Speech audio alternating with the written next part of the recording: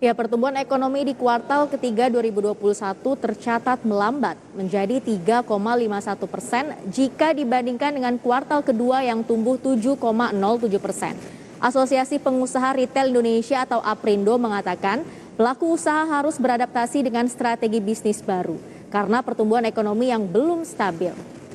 Perekonomian yang masih belum recovery menuntut pelaku usaha bersiap memulai kembali produktivitas usahanya dengan iklim usaha yang belum stabil. Ketua Departemen UMKM Asosiasi Pengusaha Retail Indonesia atau APRindo, Handito Juwono mengungkapkan tantangan baru yang sudah siap menghadang pelaku bisnis. APRindo menegaskan pandemi membuat pola konsumsi masyarakat berubah. Masyarakat Indonesia bahkan dunia menurutnya lebih selektif menggunakan uang. Belanja masyarakat kini tidak lagi hanya demi kebutuhan hidup, namun juga mengutamakan skala prioritas. Perubahan pola konsumsi masyarakat tersebut membuat pelaku usaha harus kreatif menciptakan produk baru yang menarik pembeli dan memutar strategi pemasaran untuk meningkatkan penjualan. Komen nggak? Kembali menjadi normal atau back to normal yang sering disebut sebagai new normal membutuhkan pendekatan baru, membutuhkan strategi baru buat dunia usaha. Kita tidak bisa hanya melanjutkan apa yang sudah kita lakukan di masa lalu karena situasinya memang berbeda, karena kondisi perekonomian sedang berubah dan masih akan berubah. Membutuhkan ide-ide kreatif yang mengoptimalkan sumber daya, kemampuan, kompetensi yang kita punyai, yang ada di negara kita.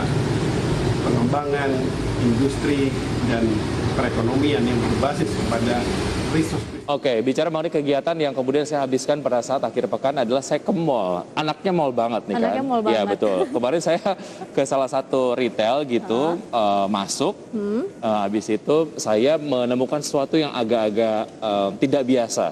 Salah satunya adalah SPG-nya, Sales Promotion Girl-nya itu sedang menggunakan handphone lagi streaming di IG Live kayaknya. Oke. Terus dia mempromosikan barang-barang yang dijual di retail tersebut. Ini kayaknya adalah salah satu strategi baru yang dilakukan oleh peritel-peritel modern yang ada di Indonesia. Walaupun memang secara jumlah kunjungan ke toko fisiknya itu adalah berkurang, tapi mereka terus dengan intens berjualan lewat streaming tadi. Oke, jadi memang di tengah pandemi COVID-19 ini strategi bisnis baru, strategi marketing yang baru adalah dengan memanfaatkan digitalisasi. Nah, salah satunya itu jualan lewat live streaming tadi, Wiki ya. Nggak cuma lewat Instagram, tapi bisa juga lewat TikTok. Dan ternyata di tengah pandemi COVID-19, terutama di tahun 2021 ini, penjualan barang menggunakan strategi live streaming itu meningkat cukup drastis dan lumayan banyak diminati oleh masyarakat. Kenapa?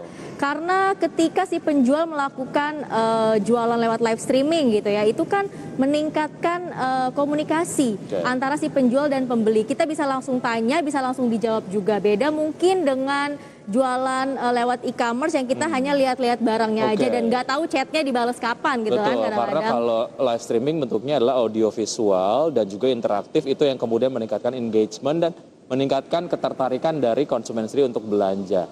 Apapun strateginya yang jelas itu kemudian harus dilakukan untuk tetap bertahan gitu ya. Bertahan.